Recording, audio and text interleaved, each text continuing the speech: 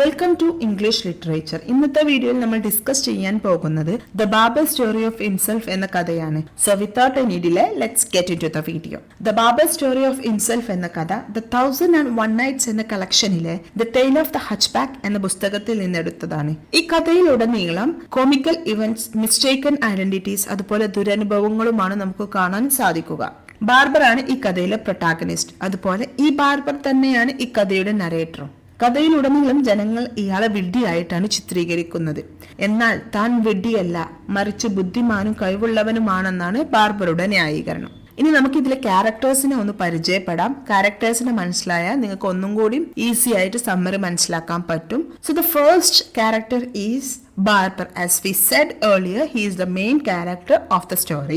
നമുക്ക് അദ്ദേഹത്തിന്റെ സ്വഭാവങ്ങളൊന്ന് മനസ്സിലാക്കിയിരിക്കാം. അദ്ദേഹം വാചാലനും ദീർഘനേരം സംസാരിക്കുന്ന ഒരു വ്യക്തിയാണ്. പരിഹാസത്തോടെ ജനങ്ങൾ അദ്ദേഹത്തെ ദ സൈലന്റ് ഷേക്ക് എന്ന് വിളിക്കുന്നു. ഇങ്ങനെയൊക്കെയാണെങ്കിലും താൻ ബുദ്ധിമാനാണെന്നാണ് അയാൾ വിശ്വസിച്ചിരുന്നത്. നെക്സ്റ്റ് വരുന്ന ക്യാരക്ടറാണ് യങ് മാൻ. തന്റെ കാമുകിയുമായി ഒരു സീക്രട്ട് മീറ്റിംഗിന് ഒരുങ്ങുന്ന ചെറുപ്പക്കാരനാണ് ഈ യങ് മാൻ. ഈ മീറ്റിംഗിന് മുന്നേ ഷേവിങ്ങിന് വേണ്ടിയിട്ടാണ് ഈ ബാർബറെ ഈ യങ് മാൻ വിളിക്കുന്നത്. നെക്സ്റ്റ് വരുന്ന ക്യാരക്ടറാണ് യങ് ലേഡി. ഒബ്വിയസ്ലി ഈ യുവാവിന്റെ ലവറാണ് ഈ യങ് ലേഡി. നെക്സ്റ്റ് വരുന്ന ക്യാരക്ടേഴ്സ് ആണ് ഒഫീഷ്യൽസ് എന്ന് പറയുന്നത്. ബാർബർ കാരണം കഥയിൽ ഉണ്ടാകുന്ന പ്രശ്നങ്ങൾ സോൾവ് ചെയ്യാൻ വരുന്ന അതോറിറ്റീസ് ആണ് ഈ ഒഫീഷ്യൽസ് എന്ന് പറയുന്നത്. ഈ 4 ക്യാരക്ടേഴ്സ് ആണ് നമ്മൾ മനസ്സിലാക്കിയിരിക്കേണ്ട ക്യാരക്ടേഴ്സ് എന്ന് പറയുന്നത്. ഇനി നമുക്ക് കഥയുടെ സമ്മറിയിലോട്ട് കിടക്കാം. ബാർബറിനെ ഷേവ് ചെയ്യാൻ യങ് മാൻ വിളിക്കുന്നിടത്താണ് കഥ ആരംഭിക്കുന്നത്. അയാൾ ധൃതിയിലായിരുന്നു. അതുകൊണ്ട് തന്നെ പെട്ടെന്ന് ഷേവിംഗ് തീർക്കാൻ ബാർബറോട് ആവശ്യപ്പെട്ടു. ബാർബർ ആണെങ്കിലോ പറഞ്ഞ പണി പെട്ടെന്ന് തീർക്കുന്നതിന് പകരം തന്റെ ജീവിതത്തെക്കുറിച്ചും ജ്ഞാനത്തെക്കുറിച്ചും അയാളുടെ വിഡ്ഢികളായ 6 സഹോദരങ്ങളെ കുറിച്ച് വാചാലനാവുകയാണ് ചെയ്യുന്നത്. പിന്നീട് ബാർബർ വീണ്ടും ഒരേ കാര്യങ്ങൾ ആവർത്തിച്ചു പറയാൻ തുടങ്ങുന്നു. ഇതോടെ യുവാവ് നിരാശനാവുകയാണ്. സംസാരം നിർത്തി ജോലി പൂർത്തിയാക്കുവാൻ ബാർബറോട് ആവശ്യപ്പെടുന്നു. എന്തിനാണ് ഇയാൾ ഇത്ര തിടുക്കം കാണിക്കുന്നതെന്ന ക്യൂരിയോസിറ്റി ബാർബർക്ക് തോന്നുകയാണ്. ഒരു സ്ത്രീയെ കാണാനാണെന്ന് ബാർബർ മനസ്സിലാക്കുന്നു. അങ്ങനെ ഈ യുവാവ് അറിയാതെ അയാളെ സഹായിക്കാം എന്ന് കരുതിയിട്ട് ഈ ചെറുപ്പക്കാരനെ ഫോളോ ചെയ്യുകയാണ് ബാർബർ.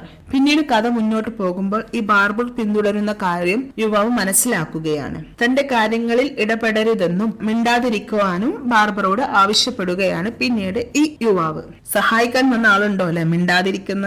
പിന്നീട് ബാർബറിന്റെ പ്രവൃത്തികൾ കാരണം യുവാവിന്റെ സീക്രട്ട് മീറ്റിംഗ് തകിടം മറിയുകയാണ്. അതിനു പുറമെ ബാർബറിന്റെ ഒച്ചത്തിലുള്ള സംസാരം കാരണം ആളുകൾ കൂടുകയും അതോറിറ്റീസിനെ വിവരം അറിയിക്കുകയും ചെയ്യുന്നു.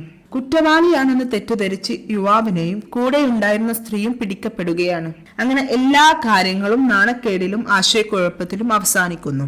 ജനങ്ങൾ തന്നെ ട്രബിൾ മേക്കർ എന്നും ഫൂൾ എന്നും വിളിക്കുകയാണെങ്കിലും താൻ യഥാർത്ഥത്തിൽ ജ്ഞാനിയും സഹായമനസ്കനുമാണെന്നാണ് ബാർബറിന്റെ വിശ്വാസം. താൻ എല്ലാ കാര്യങ്ങളും നല്ല ഉദ്ദേശത്തോടെയാണ് പ്രവർത്തിക്കുന്നത്, എന്നാൽ ആളുകൾ അതിനെ അപ്രീഷിയേറ്റ് ചെയ്യുന്നില്ല എന്ന ബാർബറിന്റെ വാക്കുകളോടെയാണ് ഈ കഥ അവസാനിക്കുന്നത്. സോ ഈ ബാർബറിന്റെ ഈ വാക്കുകളിൽ നിന്നും ഈ കഥയിലെ ഐറണി വ്യക്തമാണ്. അദ്ദേഹം വിചാരിക്കുന്നത് ഇയാൾ ചെയ്യുന്ന കാര്യങ്ങളൊക്കെ മറ്റുള്ളവർക്ക് യൂസ്ഫുൾ ആണ്, ജനങ്ങൾ അതിനെ അപ്രീഷിയേറ്റ് ചെയ്യാനിട്ടാണ് എന്നാണ്. പക്ഷെ ഇതിന്റെ ഒക്കെ ഓപ്പോസിറ്റ് ആണ് മറ്റുള്ളവരുടെ ജീവിതത്തിൽ നടക്കുന്നത്. ഇപ്പൊ ഈ യങ് മാന്റെ സിറ്റുവേഷൻ എടുത്താൽ തന്നെ നമുക്ക് മനസ്സിലാവും ഇയാള് പിന്തുടരുന്നത് എന്തിനാണ്, എന്തെങ്കിലും സഹായകരമാകും എന്നുള്ള രീതിയിലാണ് ഈ യങ് മാനെ ബാർബർ പിന്തുടരുന്നത്. പക്ഷെ നടക്കുന്നത് എന്താണ്, ജസ്റ്റ് ഓപ്പോസിറ്റ്. അയാളെ മീറ്റിംഗ് ഫ്ലോപ്പ് ആവുകയാണ്. അൺഎക്സ്പെക്ടഡ് ആയിട്ട് പോലീസ് വരികയാണ്. എല്ലാം തകിടം മറിയുകയാണ് ചെയ്യുന്നത്. സോ അത് തന്നെയാണ് ഈ കഥയിലെ ഐറണിയും. ഇനി നമുക്ക് ഇതിലെ മെയിൻ തീംസ് എന്തൊക്കെയെന്ന് മനസ്സിലാക്കാം.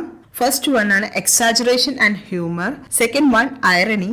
Third one self deception and the fourth one is miscommunication. So ഇതൊക്കെയാണ് ഇതിലെ ഇമ്പോർട്ടന്റ് തീംസ് എന്ന് പറയുന്നത്. ഇനി നമുക്ക് ഈ കഥ നമുക്ക് നൽകുന്ന മോറൽ അല്ലെങ്കിൽ മെസ്സേജ് ഓഫ് സ്റ്റോറി എന്താന്ന് മനസ്സിലാക്കാം. 3 കാര്യങ്ങളാണ് ഈ കഥ ഓർമ്മപ്പെടുത്തുന്നത്. 1, നല്ല ഉദ്ദേശത്തോടെ ചെയ്യുന്ന കാര്യങ്ങൾ ചിലപ്പോൾ മറ്റുള്ളവർക്ക് വിഷമം ഉണ്ടാക്കിയേക്കാം. അതുകൊണ്ട് ഓരോ വാക്കുകളും സൂക്ഷിച്ചു മാത്രം ഉപയോഗിക്കുക. 2, മറ്റുള്ളവർക്ക് പറയാനുള്ളത് കേൾക്കുകയും മനസ്സിലാക്കുകയും ചെയ്യുക. 3, ചില സമയങ്ങളിൽ നിശബ്ദത പാലിക്കുന്നതായിരിക്കും സംസാരിക്കുന്നതിനേക്കാളും നല്ലത്. ഈ 3 കാര്യങ്ങൾ ഈ കഥയിൽ നിന്ന് നമുക്ക് വ്യക്തമാണ് അല്ലെ. സോ ഇതാണ് the barber story of himself എന്ന ഷോർട്ട് കോമിക് സ്റ്റോറിയുടെ സമ്മറി എന്ന് പറയുന്നത്. ഇന്നത്തെ ഈ ഒരു വീഡിയോയിൽ നിന്ന് നിങ്ങൾക്ക് ഈ ഒരു ചാപ്റ്ററിനെ കുറിച്ചിട്ട് ഒരു ഐഡിയ ലഭിച്ചിട്ടുണ്ടാവും എന്ന് ഞാൻ വിശ്വസിക്കുകയാണ്. If you think the video was useful, please consider supporting and subscribing. Thank you for watching.